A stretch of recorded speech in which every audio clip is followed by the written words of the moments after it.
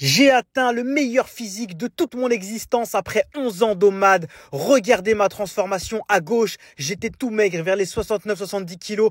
Ensuite, j'ai fait une immense prise de masse pendant des années. Je suis monté jusqu'à 78-79 kilos, toujours en OMAD vie, sinon quelle vie. Et je viens de faire une sèche épique et légendaire 2025. J'ai perdu environ 9 kilos en moins de 2 mois, juste en passant à 2500 calories. Tout à droite, c'est le meilleur physique de toute ma vie. Dites-moi en commentaire ce que je fais mes fasters. Est-ce que je m'écorche et je continue à sécher ou bien je me maintiens comme ça? Si toi aussi tu veux faire la plus grosse sèche ou la plus grosse prise de masse de toute ta vie, contacte-moi, passe en coaching H24/7/7, je m'occuperai de toi avec un immense plaisir. Bien sûr que vous pouvez prendre de la masse en nomade. Prendre de la masse, c'est avant tout une question de progression à l'entraînement et deuxièmement, d'être capable de manger assez de calories. Et pour sécher, bien sûr que vous pouvez sécher en mangeant des aliments qui vous font plaisir. C'est une question de déficit calorique couplé à une insuline basse et il n'y a rien de mieux que l'OMAD vie, sinon quelle vie, pour sécher extrêmement rapidement tout en conservant un maximum de masse musculaire. Mais qu'attendez-vous pour passer en nomade vie, sinon quelle vie, ou tout du moins un mode de vie basé sur le jeûne? Avez-vous vu toutes les PLS intergalactiques que je vous ai posées? La science me donne raison sur ce que je vous raconte depuis 10 ans. C'est épique et légendaire ce qui est en train de se passer, mes fasters. C'est une immense PLS à tout ce fit game et à toute cette broscience. Déjà, premièrement, mais tu peux pas prendre de la masse en nomade. Ça fait des années que j'étais en prise de masse. Deuxièmement, mais tu peux pas sécher en mangeant un peu de Nutella de temps en temps. J'ai séché en 2 mois. Troisièmement, mais tu peux pas assimiler toutes tes protéines sur un repas. C'est ce qu'on va voir, Billy Boy. La réponse anabolisante de l'ingestion de protéines pendant la récupération après un exercice n'a pas de limite. Nous montrons que l'ingestion de 100 grammes de protéines entraîne une réponse anabolique plus importante et plus prolongée au-delà de 12 heures par rapport à l'ingestion de 25 grammes de protéines. Mais tu peux pas manger et... Quatrièmement, Mais tu peux pas faire du muscle avec un repas par jour. On mesurait par IRM les effets d'un jeûne de 12 jours.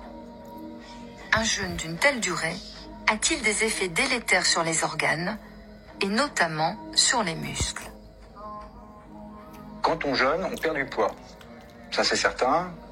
Dans le Genesis, les gens ont perdu grosso modo 6 kilos en moyenne. La vraie question, c'est sur ces 6 kilos, qu'est-ce qui est de l'eau, qu'est-ce qui est de la graisse, qu'est-ce qui est du muscle? Cette étude est une première. Elle est fondamentale. Elle pourrait soit balayer les craintes des détracteurs du jeûne, soit les conforter en cas de fonte musculaire. 32 jeûneurs de tous âges ont passé des IRM avant leur cure, à la fin des 12 jours, puis 1 et 4 mois après. Près de 70 000 images ont été réalisées pour chaque jeûneur.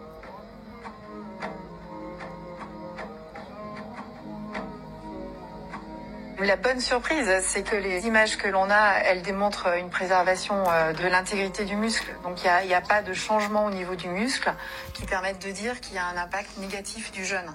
On a une préservation de sa structure, on a une préservation de ses propriétés magnétiques. Donc on peut dire avec certitude que qu'il n'y a aucun effet dommageable du jeûne sur le muscle lui-même. allez voir le reportage Arte en entier sur YouTube, il est d'utilité publique. Cinquièmement, Mais tu peux pas manger toutes tes protéines sur un repas. Mais comment vous faites pour ne toujours pas atteindre vos protéines sur un repas? Regardez comment c'est extrêmement facile avec une simple petite entrée. Mais tu peux pas manger toutes tes protéines sur un repas. On a 350 grammes de pollo de los pollos hermanos, 350 grammes d'escalope de poulet. Dans 100 grammes d'escalope de poulet, il y a 23 grammes de protéines. Donc juste là, on a 80 grammes de protéines. Ensuite, j'ai éclaté une boîte de thon entière. Une boîte de thon comme ça, entière dans la salade.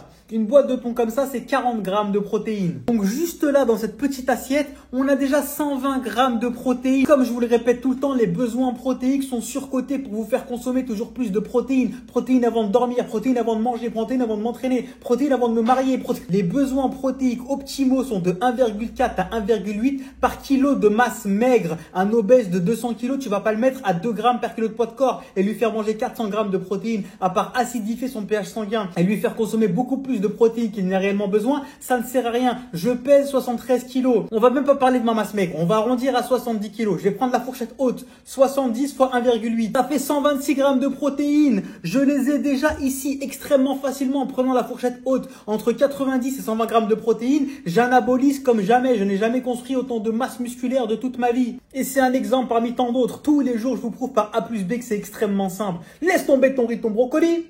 Et passe à l'Omad Vessi dans quelle vie. Omad Vessi dans quelle vie, mon faster.